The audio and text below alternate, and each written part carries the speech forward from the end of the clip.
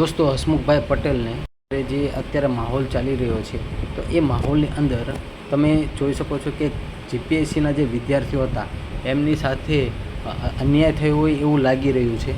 તો એના માટે અત્યારે ટ્વિટરમાં તમે જોઈ શકો છો કે હસમુખભાઈ પટેલ સાથે કેવી મસ્ત રીતે વાત કરી છે આ વિદ્યાર્થીએ કે રાજીનામું આપો પ્લીઝ, હવે ઇન્ટરવ્યૂ ના લેતા પ્લીઝ, એટલે આ કંઈક હશે એ ભાઈનું કંઈક કોડ હશે. તમે આવું કેમ કર્યું દાદા, દાદા કહીને કહે છે. તમે વિચારો કેટલો પ્રેમથી આ વિદ્યાર્થી વાત કરે છે અને શું કહે છે આગળ કે તમારા પર વિશ્વાસ હતો, તમે જ વિશ્વાસ તોડી નાખ્યો. તમે એક ઠાકોરના છોકરાને 12 માર્ક્સથી ફેલ કર્યો છે અને 12 માર્ક્સ તો ઠીક છે પણ એની સાથે સાથે બરાબર કે તમે જુઓ આ વિદ્યાર્થીએ કેટલા પ્રયાસો કર્યા છે. તમે જોઈ શકો છો કે કેટલા પ્રયાસો કર્યા છે. એ શું કહે છે કે રાજીનામું આપો, રાજીનામું આપો, રાજીનામું આપો, રાજીનામું આપો.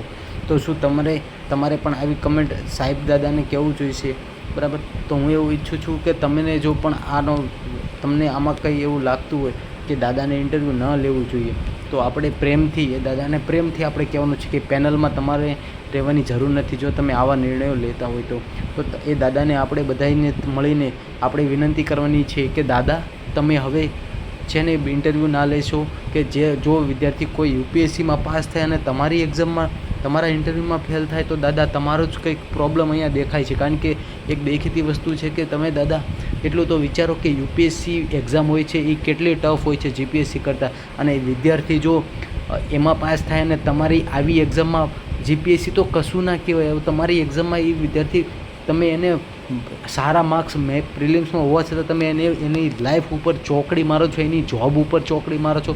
તો વિચારો તમે શું નહીં કર્યું હોય આવું તો પહેલાં નહીં કર્યું એની શું ગેરંટી છે.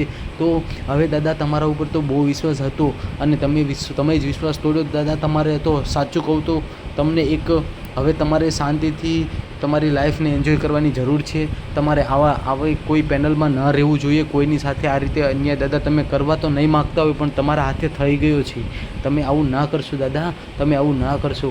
તમે આટલા બધા સમજદાર છો તો શા માટે તમે આવું કરો છો દાદા. તમારા ઉપર કેટલો બધો વિશ્વાસ હોય છે વિદ્યાર્થીઓને અને તમારા થકી જો આવું કોઈ નિર્ણય ભૂલેથી પણ લેવાય તો એ વસ્તુ વ્યાજબી નથી દાદા.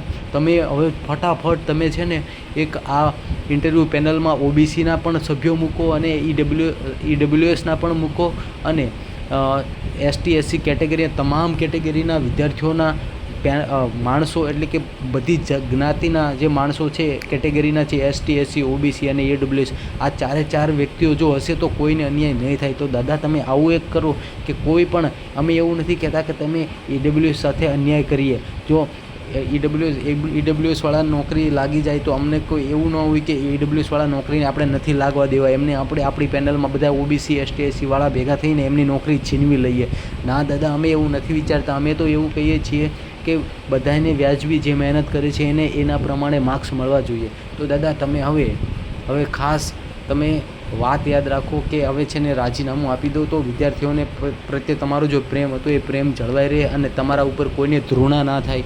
કારણ કે દાદા તમને હજી ખબર નથી કે વિદ્યાર્થીઓ કેટલી મહેનત કરીને ત્યાં સુધી પહોંચે છે બરાબર, ઇન્ટરવ્યૂ સુધી પહોંચે છે અને તમે આ રીતે ફક્ત 20 માર્ક્સ આપીને તમે નપાસ કરી દો છો દાદા. તમે તમારા દીકરી સાથે આવું થયું હોય તો તમને ખબર પડશે, તમારા દીકરા સાથે આવું થયું હોય તો તમને ખબર પડશે.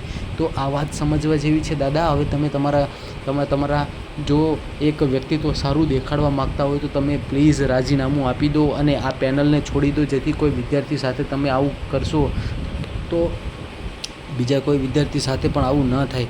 દાદા અમને તો તમારા ઉપર પૂરેપૂરો વિશ્વાસ હતો અને દાદા તમે આવું શા માટે કર્યું દાદા, તમે આવું શા માટે કર્યું. તો મિત્રો આ વાતથી તો આખી ગુજરાત નારાજ છે. અને બીજી એક વાત ખાસ કહેવાની કે જે આ ઇન્ટરવ્યૂની પેનલ હોય છે એમાં એસટી એસસી અને ઓબીસીનો કોઈ ઇન્ટરવ્યૂઅર કેમ નહોતો, ઇન્ટરવ્યૂ લેવાવાળો વ્યક્તિ આ સમાજમાંથી કેમ નહોતો, બધા જ કેમ આવું કેમ થાય છે દાદા. તમે શા માટે આવું શું કરવા માગો છો અમને કહી દો. તો સાહેબ તમે એટલું વિચાર કરો કે જો આ એસટી એસસી ઓબીસીનો વિદ્યાર્થી ક્યાંક નોકરી ઉપર લાગી ગયો તો શું એને આવું બધું ફેસ કર્યું હશે તો શું એ એવું નહીં કરે. તમે જેવું આપશો એવું તમને પાછું નહીં મળે. તો એટલા માટે દાદા તમે સમજી જાઓ બરાબર. એટલે હું એવું કહેવા માગું છું કે જો આપણે ભગવાને એવું કીધું છે કે જે જેવું કરે છે એને એવું ભોગવવું પડે છે. એટલા માટે દાદા સમય હંમેશા પરિવર્તનશીલ હોય છે. આજ તમારી પેનલ છે, તમારા માણસો છે, કાલ એવું બની શકે EWS સિવાય એટલે કે ST SC OBCની પણ પેનલ હોય અને જો EWSને પણ કદાચ ફેલ કરે તો તમે શું વિચારો છો? તો એ વિદ્યાર્થી સાથે અન્યાય નથી. તો એટલા માટે જ કહીએ છીએ કે આપણે એ રીતે નથી કરવાનું કે કોઈ વિદ્યાર્થીને અન્યાય થાય. આપણે તો અન્યાયને આપણે ગુજરાતમાં રહેવા નથી દેવાનું. દાદા તમે તો કેટલી સારી સારી વાતો કરો છો. અરે શું વાત કરો છો. ભૂપેન્દ્રભાઈ પટેલ તમને એમ કહે છે કે આપણે તો ભૂપેન્દ્રભાઈ પટેલ તો મને તો હવે એ પણ શંકા જાય છે કે શું આ બધું કોઈક મિલીભગત નથી ને? દાદા ભૂપેન્દ્રભાઈ પટેલ તમારા વખાણ શા માટે કરતા હતા? હવે તો મને એ ભૂપેન્દ્રભાઈ પટેલ ઉપર પણ ડાઉટ જાય છે. શા માટે ભૂપેન્દ્રભાઈ પટેલ છે એ પણ વખાણ કરતા હતા તમારા? તો તમે એક સારા એવા સમાજમાંથી આવો છો તો એ સમાજનું તમે નામ રોશન કરવાની જગ્યાએ તમે આ શું કરી બેઠા? તમે કેવું પગલું લીધું? તો તમારો સમાજ પણ તમારા વિશે શું વિચારતો હશે? તો બીજા સમાજ તો ઠીક, પણ હવે આ દાદા તમારે વિચારવાની જરૂર છે અને આની ઉપર પગલાં લો દાદા, જેથી કોઈ વિદ્યાર્થીને અન્યાય ના થાય. જય હિન્દ, જય ભારત.